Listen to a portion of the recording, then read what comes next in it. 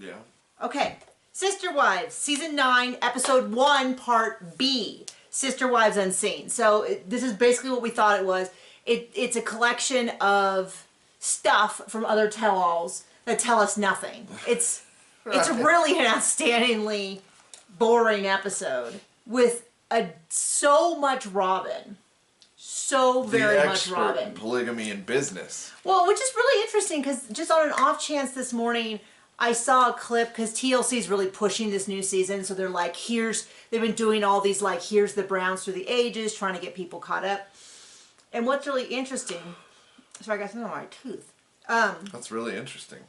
No, what's really interesting is they showed a clip from when they went to New York City, which was New York City. The start of Season 2 is an episode about they going to New York City, which happened when Season 1 premiered. If that makes sense, to give you the idea of the timeline. And I remember those interviews, and what I thought was so interesting about any time it is not the TLC production crew, I can't remember what their name is called. They weren't so enamored with Robin. Robin's in the back. They don't show very much of her. They're not very interested in her. Compared to on TLC, they think that and admittedly it's not TLC, it's the production company that does the show. And I can't remember, there's some name. But they really think Robin's the most interesting person. We see so much of her. Now, it's hard to tell if that's in good faith, as in they genuinely like her, or whether they think this really highlights how dumb she is. I don't know. Because it starts off with, is the polygamy about your family or is it about faith? And then they keep going back and forth, and no one seems to, they think they're making one unified point, and it is not one unified point. Right. Robin says one thing, or was it Robin? No, Somebody says one thing. Mary says, it's not faith that makes me love Cody. And then the next thing Cody says is, it's faith that makes me love everyone. Okay, there's exact opposite ideas. And then they're so I guess we can assume pretty clearly he lost his faith. Well, yeah, I mean, I think he did. Did he ever have it? I don't know. I don't know. Well, the other thing is they go on about how, like, I would be part of this family even if we didn't have the religion. And then the next question is about would there ever be brother husbands? And they're like, no, our faith doesn't do that. And it's like, I'm not saying you have to have brother husbands. I'm just saying you're not convincing us. But you know what would be nice? An actual answer. Like, not this, what are we supposed to say? Let's say what we think we're supposed to say. Right. I mean, they definitely are trying to convince us, but I think they haven't figured out what convinces us. But also, Tamra's really confused because she's saying, well, would you not do it without the faith or this or that? But I know many people who do not believe in God who still follow religious practices because that's how they were raised. I've known plenty of people who are raised Catholic who continue to do many Catholic things but aren't sure if they believe in God. I've known Jewish people growing up who stayed kosher and did all of the holidays who don't believe in God either, and they don't think it's required for their faith. To be clear, I don't think every Jewish person feels that way. I'm just saying, it's not, and I remember when I was a kid, I was really confused by that. And then I got older and I was like, okay, it actually does make sense. There's things you're comfortable with. There's traditions can feel really good and comforting even if you don't necessarily have a belief system behind it. For instance, many people still play Santa as adults, even though they don't believe Santa's real. So, I know, I'm sorry, John. I was not raised in a Santa household. I was raised in a Santa household that it's a fun game we play. But it's not, I never believed it was real. I wasn't, and ruined Christmas for other kids. You were, what happened? Were you told Santa was real? No. Oh, you weren't? No, I was told the opposite. That he was fake? Yeah. I don't think I knew that about you. Well, we played as a game, and our son has no interest in it. I think this year he might, because this year we also had the Tooth Fairy, and we explained it's a fun game. You put your tooth underneath, and we pretend. Oh, that's a story I'm proud of either. What? I love money. Yeah, that's what our kids said. So we said we can play the Tooth Fairy. The tooth is loose. When you lose it, we can put it underneath, and then you can wake up in the morning. We can play that the Tooth Fairy came and gave you money. So he loses the tooth, has no interest in this. No interest in putting the tooth underneath. We're like, okay, I guess it's like Santa. We're not doing, whatever. Well, then the next day he's like, where's my money? And we're like, what do you mean? He's like, and then we're like, oh, well, do you want to play the Tooth Fairy? And he's like, yeah. So we got a little fancy box that someone had given, and we put the tooth in there, and then I guess we gave him $5. Yeah. And he's like, money! I love money! And John's like, I'm not crazy about that. He doesn't know what it's for. And so we used it to go to the arcade and he played games. Yeah. But now he's like, oh, I lost a tooth. I love money. So anyway, you're finding the story far more delightful than anything on Sister Wives. Yes. Well, yeah. We are definitely more entertaining. So, you're welcome.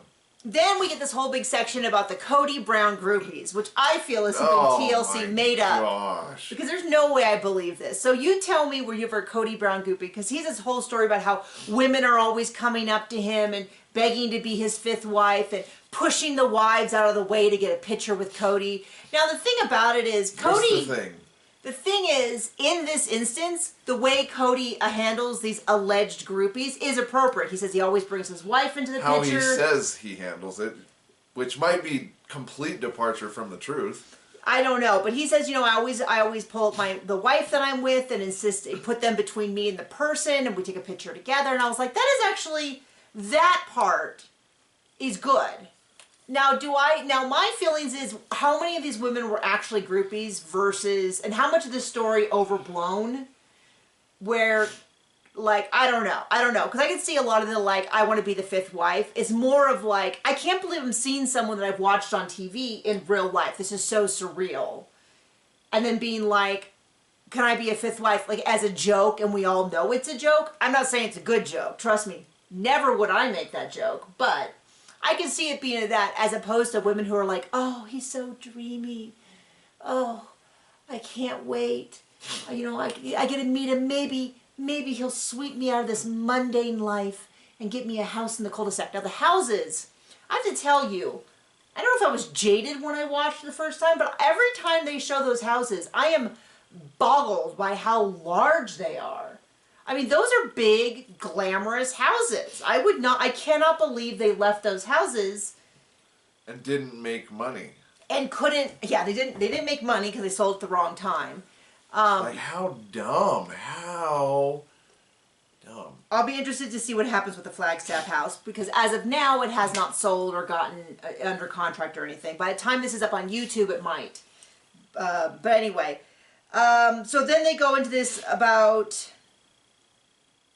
Then they talk about how then they tell this long story with Christine, which is interesting because I think this is the same woman that Christine's telling a story about that came up in season 18 about how Christine ruined his chance at some girl. Because what Christine says here is this girl kept calling and she didn't want to have a relationship with the wives. She kept hounding him. She kept talking to him. And how she laid down the law and said, this is not appropriate. Don't call anymore. It did not sound like, in this telling of the story, they were about to marry her until Christine said otherwise. So either this is a different girl, or the story has... But I'll tell you what, they showed Cody nodding along as Christine told the story. At least at that time, he didn't say anything like how inappropriate it was, but... He couldn't rewrite history at this point. Yep. I guess he wasn't there yet. So then there's this whole big thing about, is it the sister wives were in charge, or is Cody in charge? And everybody insists Cody's in charge. Only because he's such an amazing leader. He couldn't tell these women what to do. And I think that is somewhat true, because when he went to tell Janelle what to do, she said, no, I don't want those dogs in here. Oh, well, too bad, is kind of what she said. Like, the dogs are here. They're here more than you, Cody. Oh. That's what's happening. Well, you can't go to Christmas with your children until they make up with Robin. I'm not skipping Christmas with my children. Remember that? I'm picking the dogs, I'm picking the kids every time. And then when he said, well, then I'm leaving, she was like, don't let the door hit you on the way out. And that was that. So, I do agree. Saying F you.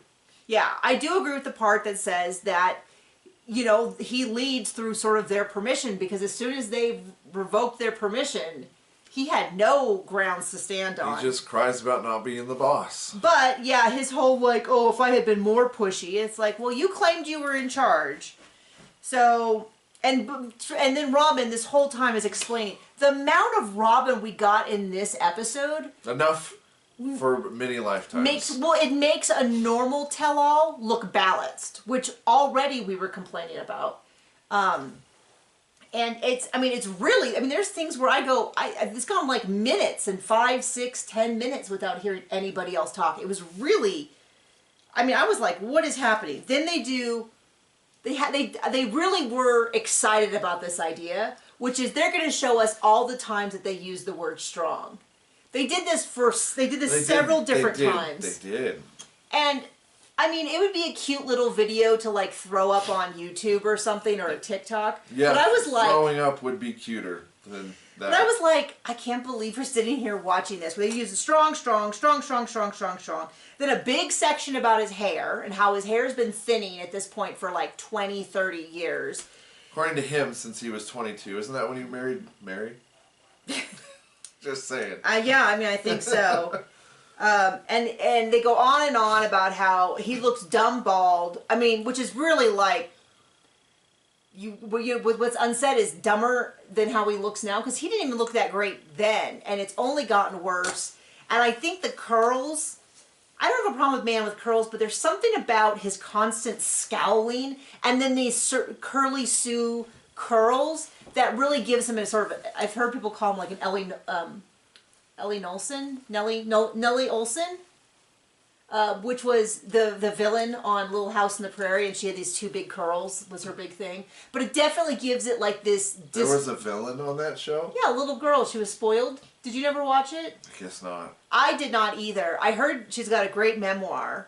And Nellie Olson. I think I said Ole Nelson. Willie Nelson. Willie. I didn't realize he was on Little... Yeah, anyway. So, they talk about, is he high maintenance? And he kind of is like, no, I'm not high maintenance. And Janelle's like, I love you, but after a day or two with you, I'm ready to get rid of you. Which is interesting, because when has she had him for a day or two in a row? Oh. Day or two or three. When has Robin given him up for that long? And then Robin's like, no, he's not high maintenance, blah, blah, blah. So they talk about all of the different health supplements, which is a long-running theory that people have had with Cody these past couple years, is that he started taking like Manly, especially with the overlap of him going into the manosphere, is that he's taking unregulated stuff that's like testosterone or steroids or something like that. There's no real proof of it, and I am someone who takes a lot of supplements as well. How much steroids do you use? I don't use any steroids. That is not on the list. But like I take vitamin B, I take a daily supplement, I take fiber, fish oil. Okay. Why are we sharing this? I'm just saying, I don't inherently think that taking supplements are bad. But it's got to be pretty outstanding for them to mention it as being difficult to deal with. Right. Because I'm thinking, have you ever thought, man, if only Nikki didn't take supplements, we'd have so much more time together. No, never thought about it, ever. Nope. I think it takes approximately like 30 seconds. So I'm kind of wondering what they're not mentioning, because they talk about how much time he takes for all of his stuff. And I'm like... Right. It is sort of a weird thing. And then he's got to work out. And what's funny to me about him is that there's nothing wrong with his body. But his belief about his body is very bizarre, because he'll be sitting there with a very visible gut, which is not a problem. But then he will say how he has to work so hard for his six-pack abs, and I kind of go, that'd be like me saying my incredibly large bosom. You go, well, I don't have a problem with my body, but that is in fact does not mesh with the reality of what's going on. So, yeah, they're always talking about how he's working out all the time, and he talks about his amazing pecs and abs, and how Janelle only wants him for his body. Not back then. He did not say that in this thing, but he says that now in real life. And I'm just a little bit like, there's nothing wrong with his body, but I can't believe you're now claiming that Janelle is this incredibly shallow woman who doesn't value him for anything other than his incredible physique. And I'm like, okay, Arnold Schwarzenegger, we can take it down a few notches. Okay. So then they talk about the fact about, they would live in one house if they had to, but they don't have to, so there are multiple houses. So they ask a question which I feel like is just trying to prove one point, which is, if you only had two houses, which wives would be together? And Janelle and Christine instantly go, probably us. And I think Janelle even says it before Christine. She goes, well, obviously we would. We have this long time symbiotic relationship. She likes to be home with the kids. I'd like to work 60 hours a week. It works out well. And then I think Mary and Robin would be. And what's interesting is for the first time, the whole episode, we don't hear anything from Robin. Because what I'm guessing is Robin's thinking, not in my lifetime. No, not in my house. I wouldn't have Mary in mine. I'd barely invite her to Thanksgiving when I claim we're best friends. Which is something I'm really looking forward to in the new season is maybe, hopefully, knock on wood, a Mary snarkier grows Mary. a pair. We'll see. I don't think so. Then they have a long discussion about my sister wives' closet. And Janelle does this like little tap dancing number where she's like, I believe in the company, but I'm going to work somewhere else. Because I'm a bad person. It has nothing to do with them. And you're like, okay, Janelle. We knew it was a dumb idea from the start. Just the saying. point is, what Janelle is saying is, this makes us no money, and these decisions are putting us farther and farther in debt. And people didn't like that, and so finally Janelle was like, fine, then I think I'm going to lose my mind if I stay here. That's what I think Janelle was really saying. Yeah. What do you think? Yeah. And so she has stepped away, and maybe in the future there'll be a place for her, but she's in the meantime sat back. So then, I don't know what any of this means. Oh, then they meet with the teens, and they do another one of these very hilarious things where they just slice together the teenagers using the word honesty. Well, honestly this, honestly that. It's not. It doesn't prove anything, it doesn't show anything. I always do like seeing the teenagers. What's interesting is we saw the same thing that we saw before, and maybe these outtakes are from the same tell-all that I observed this before, which is they have the older teens, and then they have the younger kids, and Dayton, Peyton, and Garrison are missing. They're not in either group. And I'm guessing that's by choice. I know Peyton has said that he was really uncomfortable because he was a little bit he felt that he was overweight, and he was really uncomfortable seeing himself on camera during that time. I don't know about Garrison. Maybe he had the same thing of like, I don't want to bother. I definitely got that vibe from some of the stuff we saw film with him. Lord rest his soul. And then I think Dayton also was not interested in being on camera either. So, and it's also a hard age to be on camera. You know what I mean? Yeah. I doubt the people at school were like, that's so cool that your family's on TV. You know that was like kind of brutal. They talk about who they got their sense of humor from. Then they use the word validate a bunch. Then they go back to the adults about PDA. And essentially what I get is that Janelle what I got from Mary and Christine is a no. Well, what I got from Robin, for once, doesn't talk, and I'm like, well, she's going to go home and lay down the law with Cody. But Christine and Mary, what I got reading between the lines was like, if Cody gave me more attention, I would be fine with PDAs. That's what I got from them. Was sort of a like, I think what Mary was saying was, if this man got back into bed with me in a husbandly way and was nice to me in public, yes, I would like to have more affection. And I think Christine was kind of the same, where she was like, if we weren't always fighting, I would be fine with it. Yeah. Robin didn't say anything, which is a shock. And then Janelle was like, no, I don't like the assembly line. I don't like being... And I think it's an indication that they have a perfectly fine... Now that we know what we know... And this is something that people took to mean that this was like, she didn't like PDA, therefore they weren't. And I think it's actually the opposite. That was a really crude hand signal. I meant to be like being together. I didn't mean to simulate anything, just to be clear. But my idea is that Janelle doesn't want the PDA in public because she doesn't like to be reminded of the affection of other wives. And she's getting plenty of PDA the rest of the time, not PDA, but, you know, displays of affection in her home, and they have a very active affection life, and so she doesn't need to have it. And she's in like an assembly line where he's like, oh, I love you, mwah, I love you, mwah. And I admit that, that'd be kind of gross. Yeah, like, I mean, like having another wife. Ugh. I don't know what this is. Difference between... Oh, then they talked a little bit about how, and this is something we've observed repeatedly, which is, she points out that sometimes when something happens, they have one reaction, and by the time they get to the tell-all, they're like, well, actually, it wasn't quite that way, and I feel like they're doing PR. She didn't call it PR, but that was mine. The wife has finally realized it's all their fault because Cody's never going to fix anything. Yeah. So Yeah. Oh, I was actually out of line for saying that I had feelings and emotions that were valid. How dare her? It's really all my fault, and Cody is a saint, is what they kind of come to in the tell-all. And that was it. And I know that wasn't a very interesting episode, and I'm sorry for my low energy, but I don't know what to say. It wasn't even, this is all footage that wasn't good enough for the original tell-alls in season 3, 5, and 9 or whatever. They so changed glad things. they showed it to us now. But I guess they decided, like, we have, I wonder if they didn't get enough footage, because we also have a couple episodes that are, like, all about Janelle, all about Mary, all about, whatever. So we'll see how that goes. So thank you for joining us. Bye!